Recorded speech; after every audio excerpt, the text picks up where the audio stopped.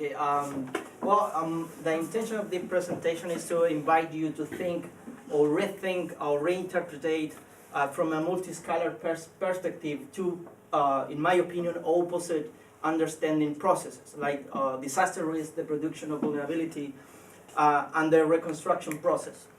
So on the one hand, we pretty know well that disaster risk and vulnerability is mainly assessed at the local level. That means trying to understand the physical vulnerability of the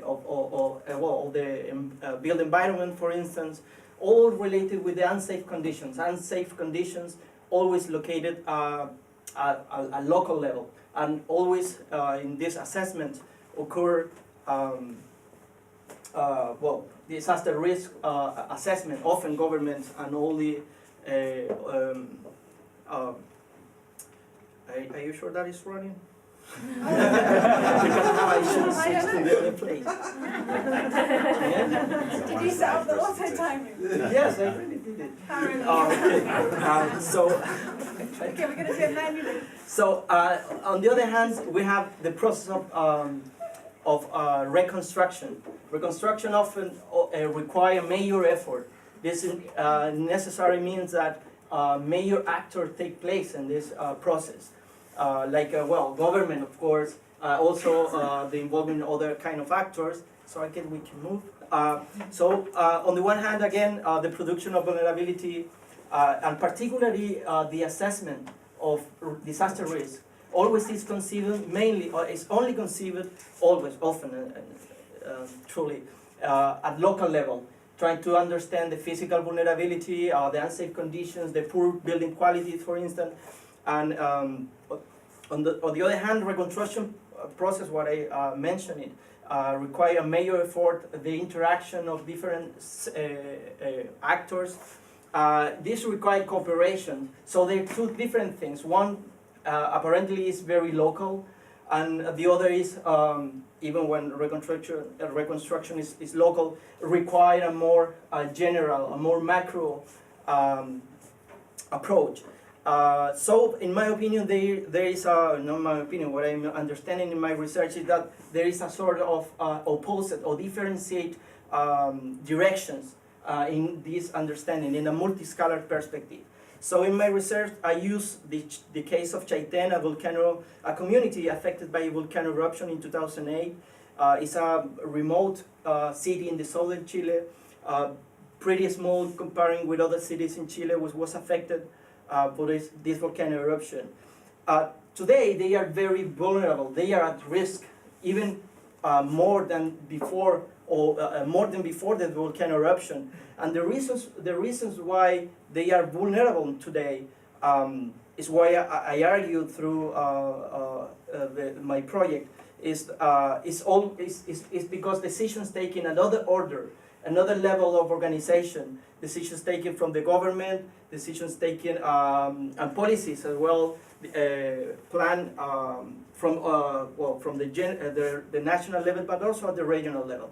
And I use the case of the social support devised by the government at that time, which failed.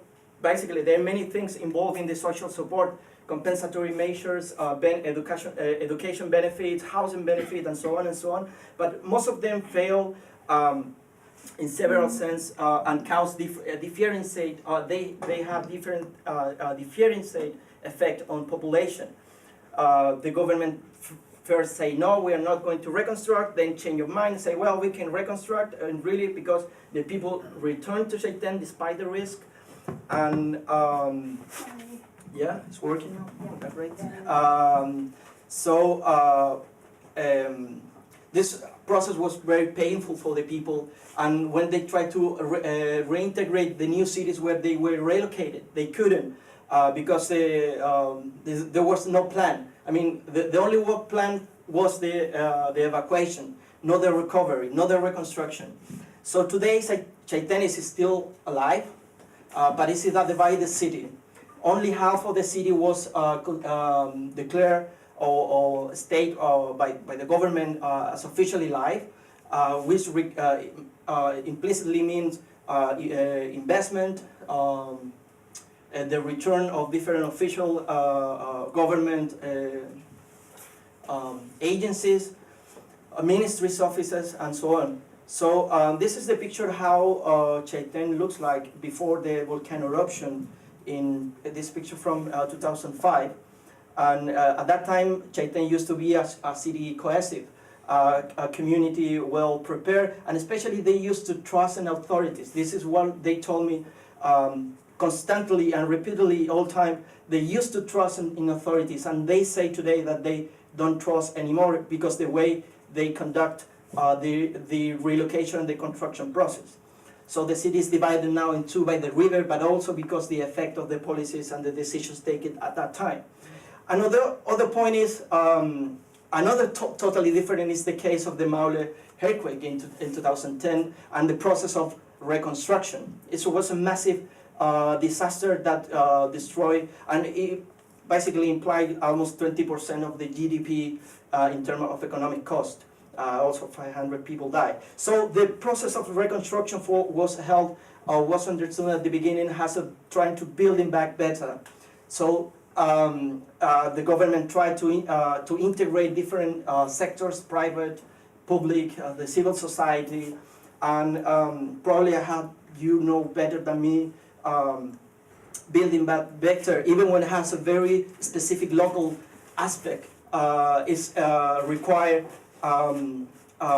policies and processes that necessarily must occur at the general level, like accountability, another which just passed. So also, but imply other process more local, like livelihood, included diversity, local resources as well. So there is an interacting between these two processes. And what I discover, or what I'm trying to introduce in my project, is that this vulnerability and disaster risk also occur multi-scalarly. And well, this picture is just showing that the process is not going pretty well in Chile because many other reasons. But it's that.